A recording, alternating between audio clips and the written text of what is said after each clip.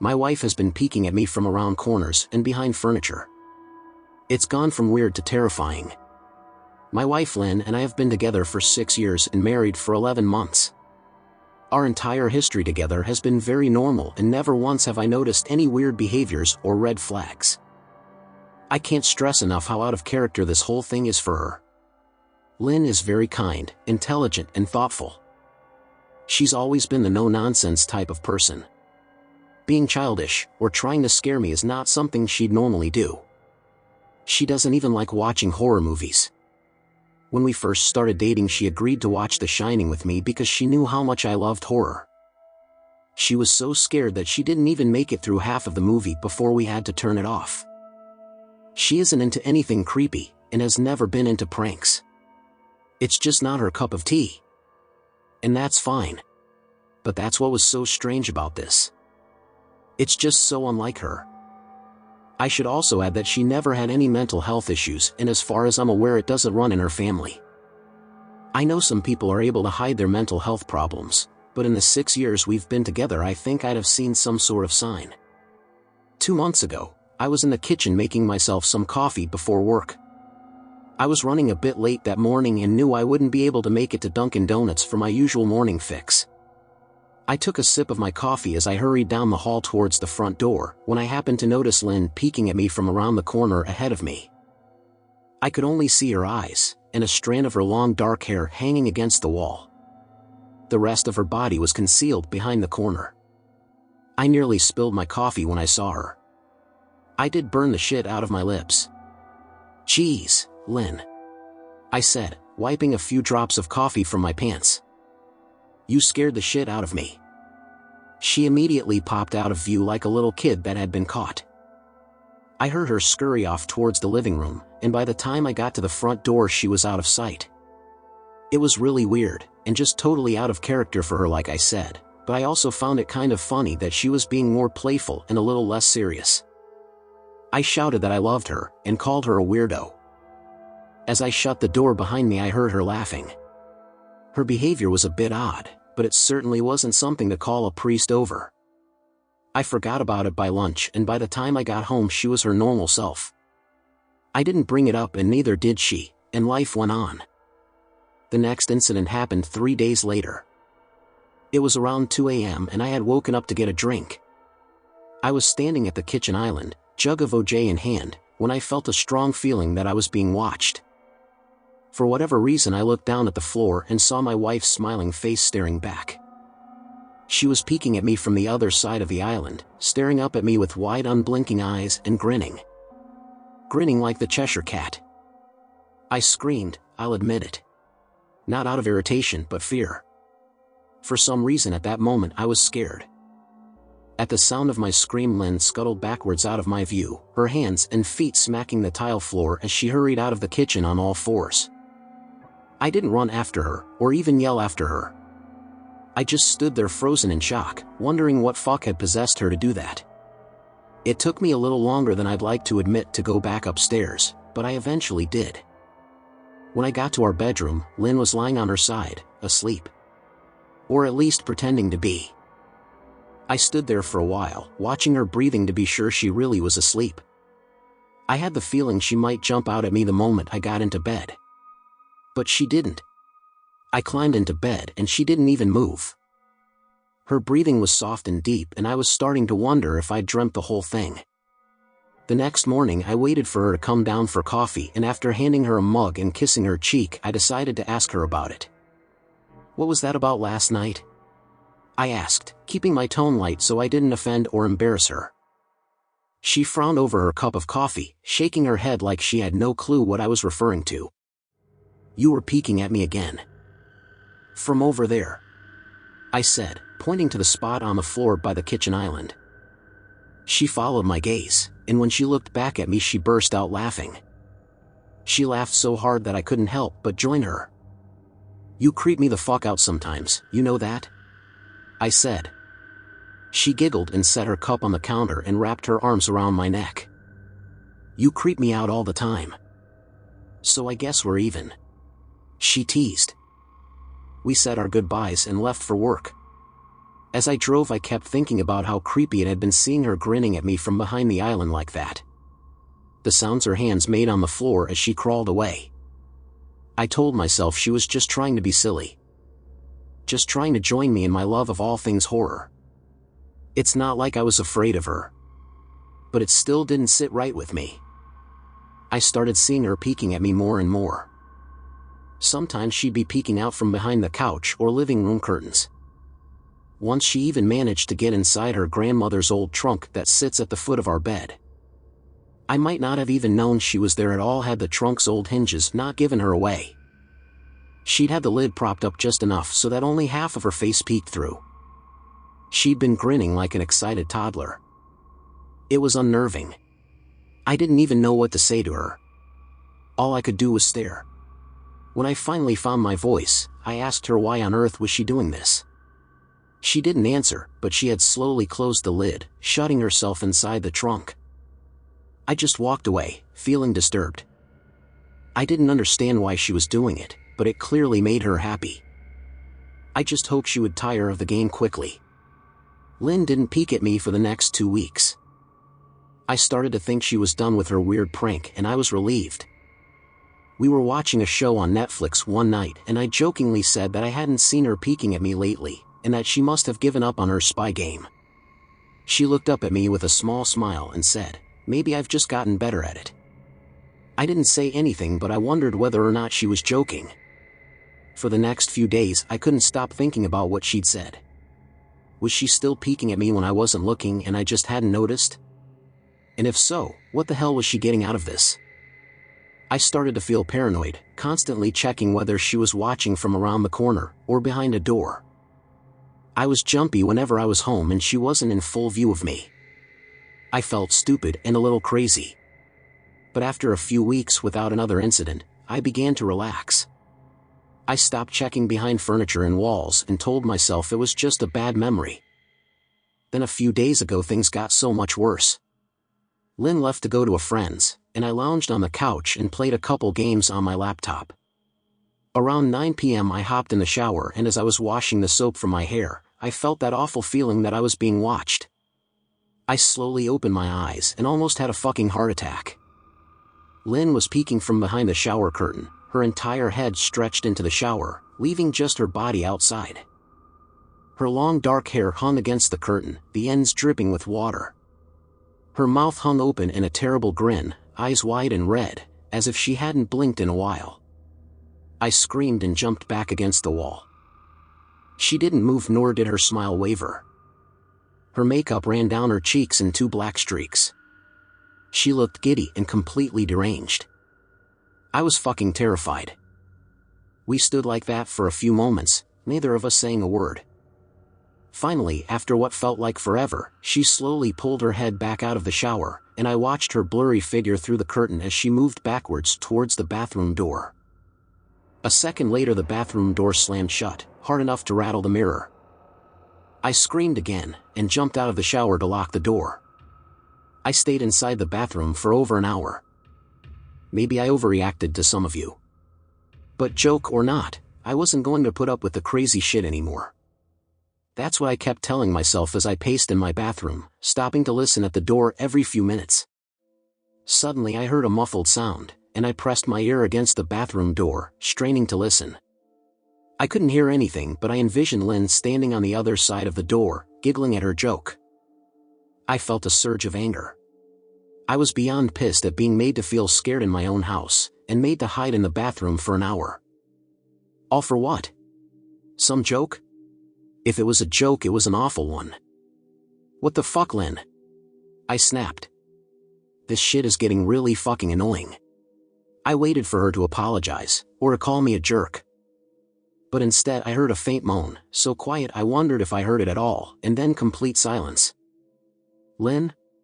I called out, not able to even hide the shakiness in my voice.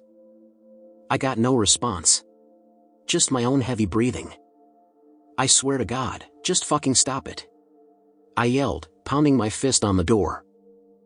I waited for her to cuss me out, something I would expect from me talking to her like that.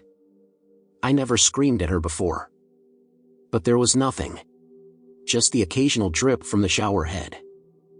I won't deny that I was scared. Too afraid to open the damn door and face my own wife. I waited another 30 minutes or so, which feels like a fucking lifetime when you're scared. Finally, I decided I wasn't going to spend the night hiding in my bathroom, so I got down on my knees and peered under the door. I almost expected to see her face peeking back at me, but thankfully I didn't. I could see straight down the hallway to the top of the stairs, but no Lynn. I didn't know if I should be happy about that or not. I looked for a few minutes, waiting to see her head pop up over the top step, but it never came.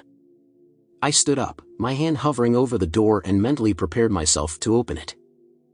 I slowly turned the lock with shaky fingers, and was about to yank it open when I heard a sound that still makes me feel nauseous when I think about it. A moan, louder than before, but this time I was able to tell just where it was coming from. I turned my head to the closet door as if in slow motion, and locked eyes with my wife, who was peeking out at me from the slight gap. Her eyes were still wide as ever and her mouth was hanging open in the most grotesque gaping smile I'd ever seen. I didn't even scream. I was too scared for even that. Her hands were clasped to her chest, body trembling with sheer delight, as if she could barely contain her excitement. A short raspy moan bubbled up from her throat, deep and raw, sending a shiver through my entire body. Somehow I found the ability to pull the bathroom door open and ran as fast as I could all the way down the steps, snagging my keys and phone from the table in the living room before running outside to my car.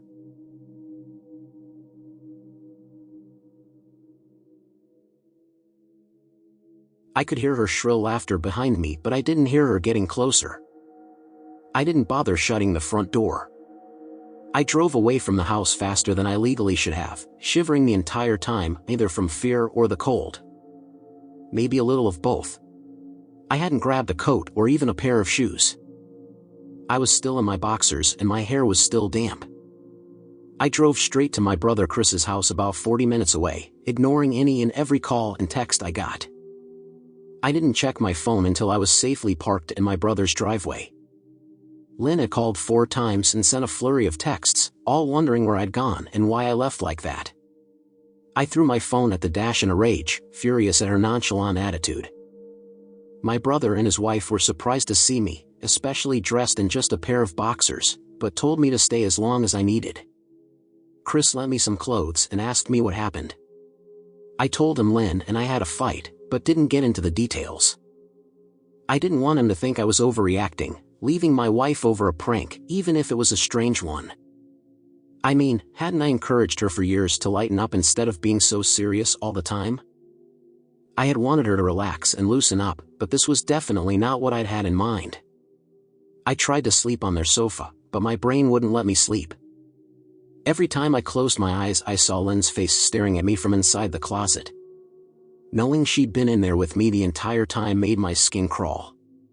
She'd never left the fucking bathroom at all. Instead, she slipped inside the closet and slammed the bathroom door shut to fool me. The mere thought of going back home gave me anxiety. I tossed and turned, unable to sleep. Chris ended up giving me a sleeping pill, so I was able to get a little rest. My sleep was filled with terrible dreams. All of Lynn's smiling face. I woke up just as the sun started to rise. My sore body ached from the sofa, and I felt drained. I knew I'd have to call Lynn at some point, but I didn't know what to say to her. I wouldn't be going home unless she gave me her word she'd never do any more creepy shit. I just wanted my wife back. Her normal serious self never looked so good to me. I was contemplating calling her and telling her that, when that familiar feeling came over me. I was being watched. I was staring at the ceiling, my heart in my throat. I didn't want to look away, but the longer I ignored the feeling, the worse it got. My eyes drifted away from the ceiling almost on their own. Her face was pressed up against the window beside the couch, staring down at me with that same gaping smile. Drool dribbled down her lips, leaving 2 long streaks down the glass. I didn't know how long she'd been there, but something told me she'd been there quite a while, possibly all night. I didn't bother screaming, though I was afraid anger trumped any fear I felt at that moment. I jumped up from the couch and pounded my palm against the glass. Lynn.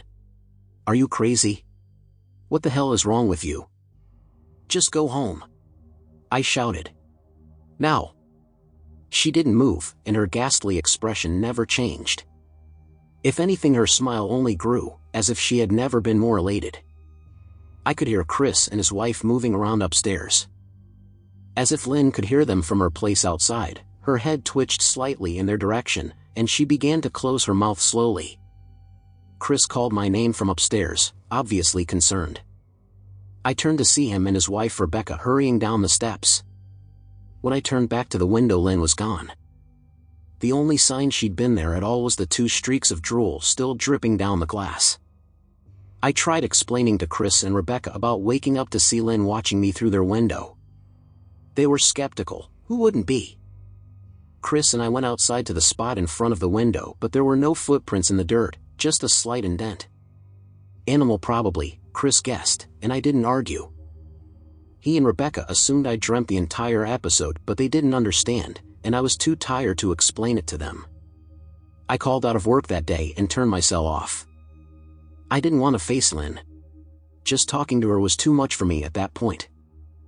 I really started to believe something was irreversibly wrong with her. That no matter what promises she made, we'd never be the same again. The thought saddened me to my core. I cried most of the morning. By noon I figured I was ready to confront her. Give her one last chance to explain herself. I could at least give her that after 6 years, I told myself. I turned my phone on and saw the dozens of texts she'd sent, all from a seemingly concerned wife. Can we talk? I love you. Please call me. I'm really worried. Can you answer? Just come home. And more of the same. All texts telling me she loved me, and she wanted me home. How worried she was, not a damn one addressing the crazy shit she pulled. Like she hadn't been acting like a character from a Stephen King book. Even her texts were different. She normally texted novels just to tell me to pick up a loaf of bread. You'd think she'd have more to say to me after her bizarre shenanigans.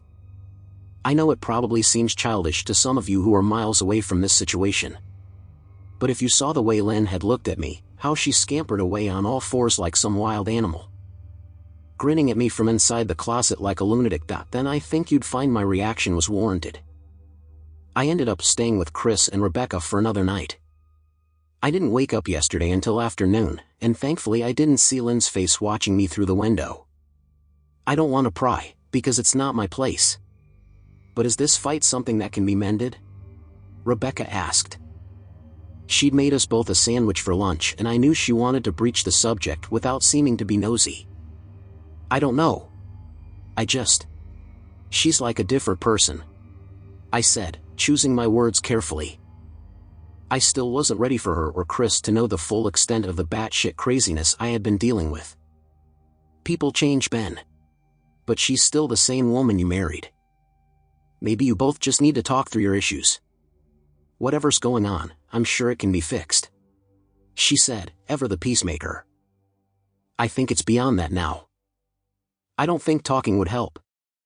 I just don't trust her, I said. The words stung in my heart. I missed and loved my wife. But how could I live with someone like that?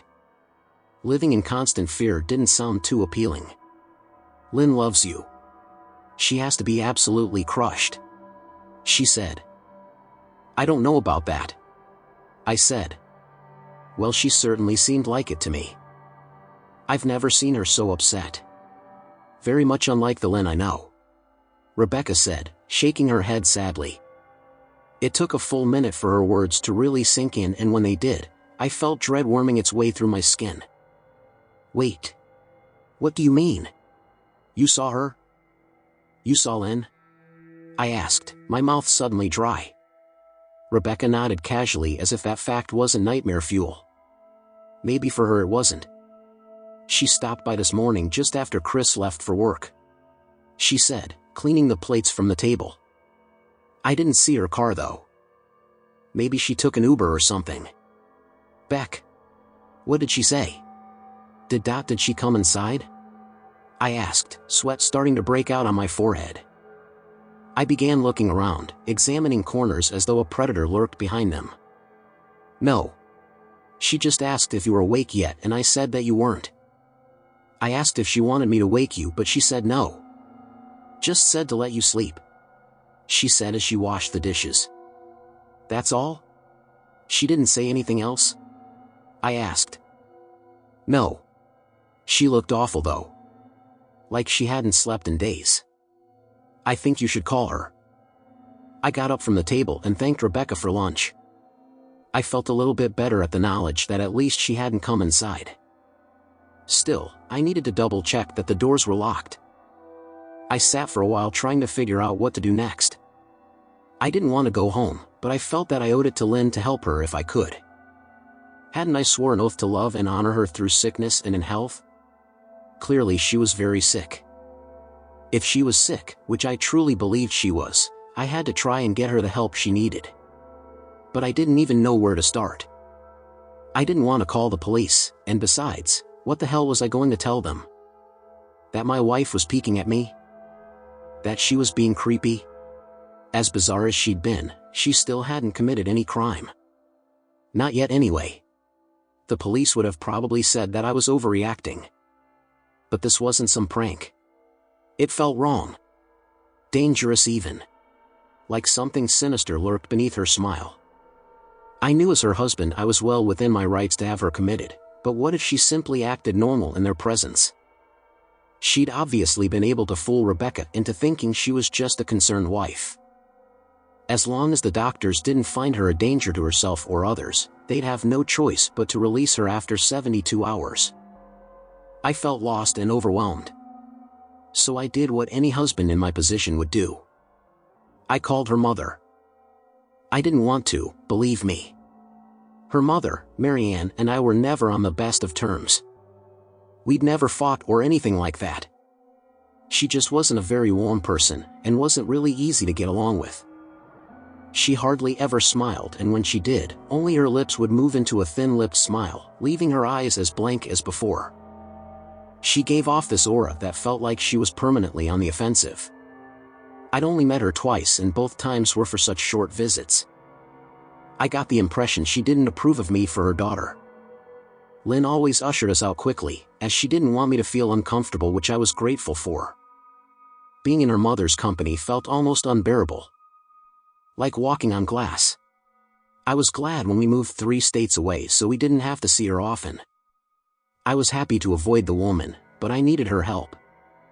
I really didn't want to talk to her at all, but I had to talk to someone, and someone who knew Lynn better than I did. So I grit my teeth and did what I had to. Yes?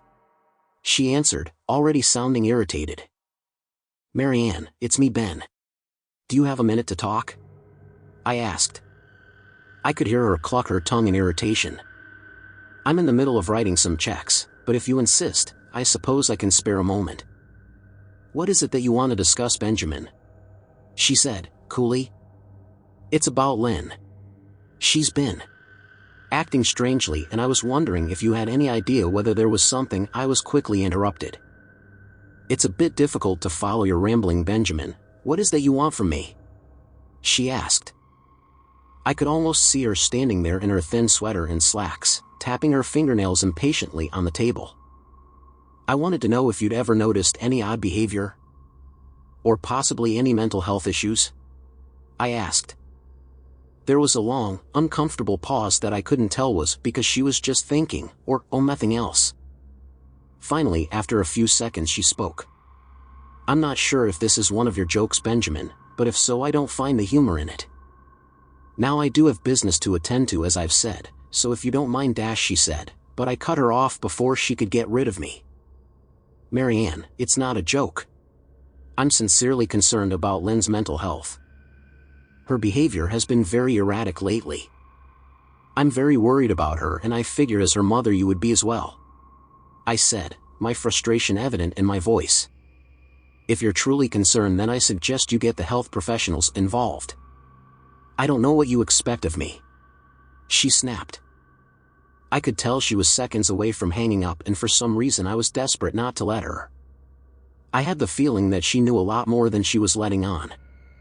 Please. If not for me, do it for Lynn. I tried. I heard a faint shaky intake of breath, as if she were trying to hold her steely persona together, but failing. Marianne? What's WR dash I started? Benjamin, I don't know what to tell you. My only advice would be to seek professional help. Do not call here again. Goodbye. I tried to call out to her, but she'd hung up. I tried to wrap my head around the call and her refusal to help me. Even if she didn't like me, why wouldn't she want to help her own daughter? I couldn't understand that. I tried to replay the conversation, desperate to find something I missed.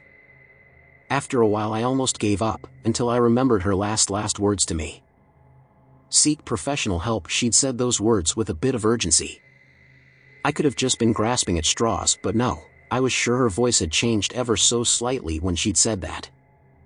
As if they were very important. What had she meant? I assumed she'd been referring to medical professionals, but maybe she was referring to someone else.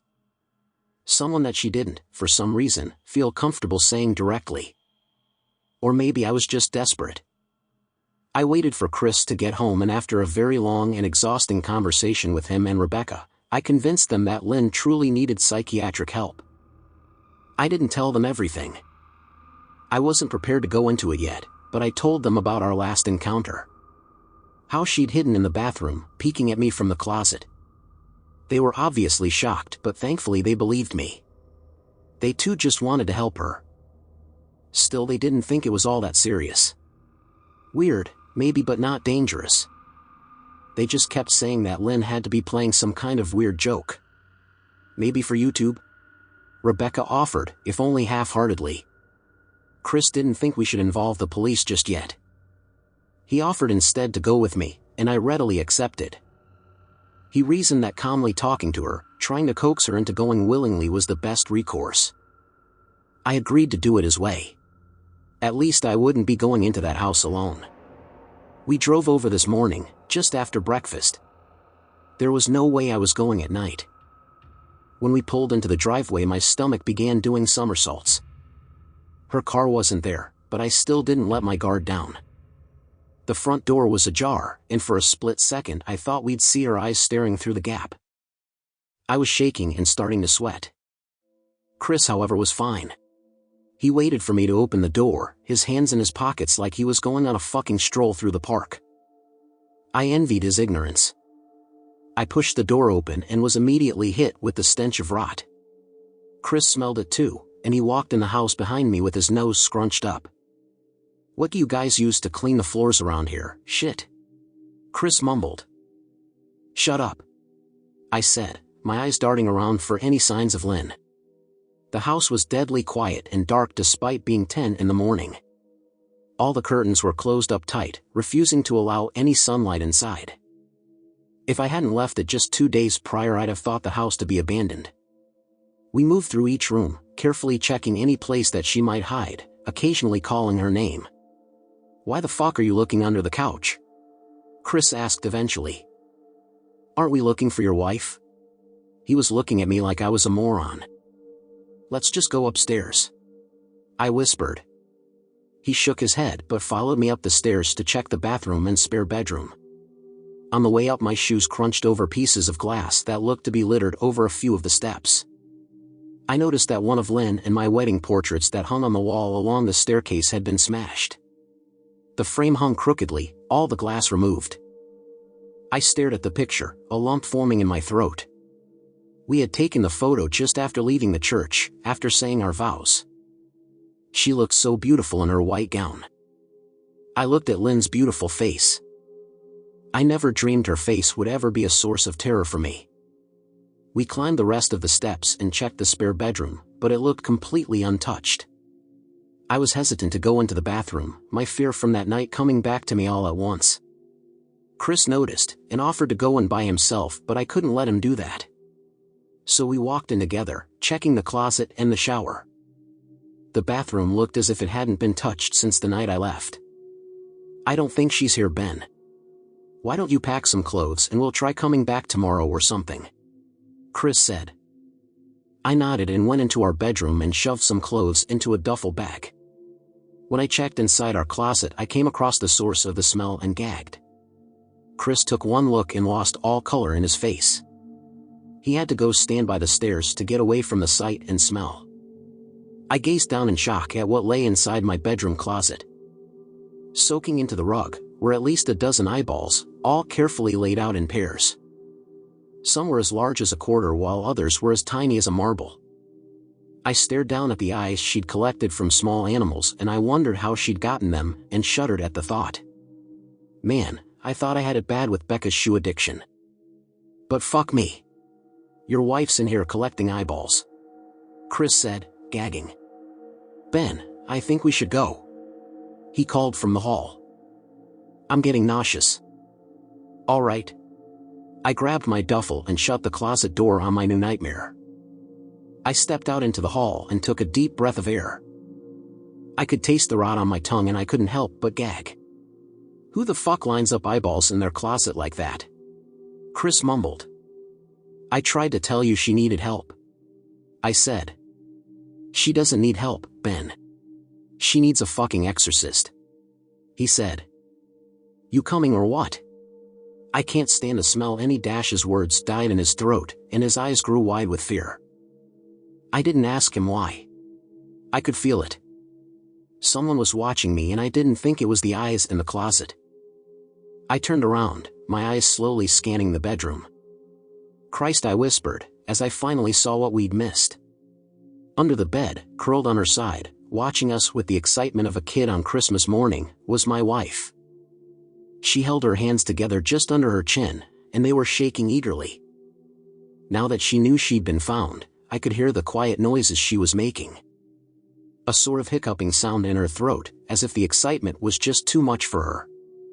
It was unnerving to say the least. Wide eyes, and that same huge smile. Everything in me told me to run, but I forced it away. This was my wife.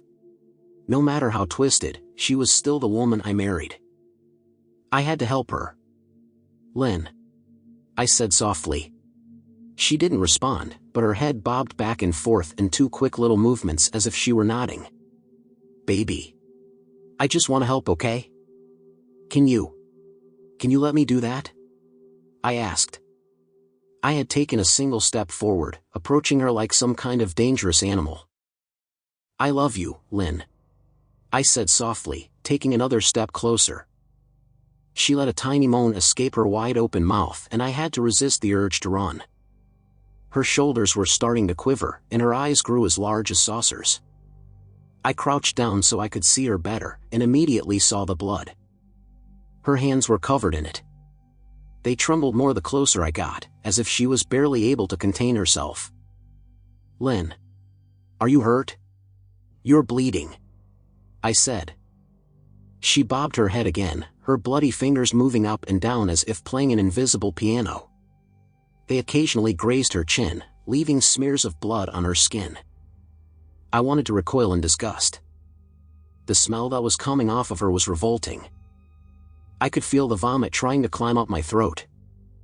Her lips were dry and stretched thin, blood seeping between the cracks.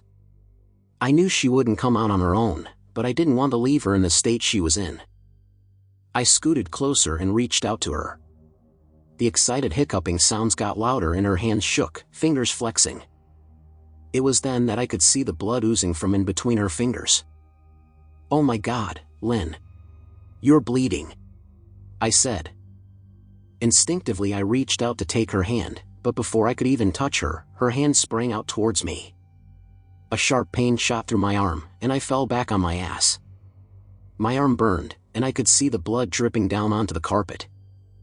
I looked back at her in shock and saw her grinning madly, her fingers clutching a large shard of glass. You all right in there? Chris asked from behind me. I turned my head slightly, and nodded to him, cradling my arm to my chest. When I turned back to face Lynn, I saw that her focus had shifted. She wasn't looking at me anymore. And she wasn't smiling anymore either. She was staring past me, her eyes glaring at Chris the way a hungry lion might stare at an antelope.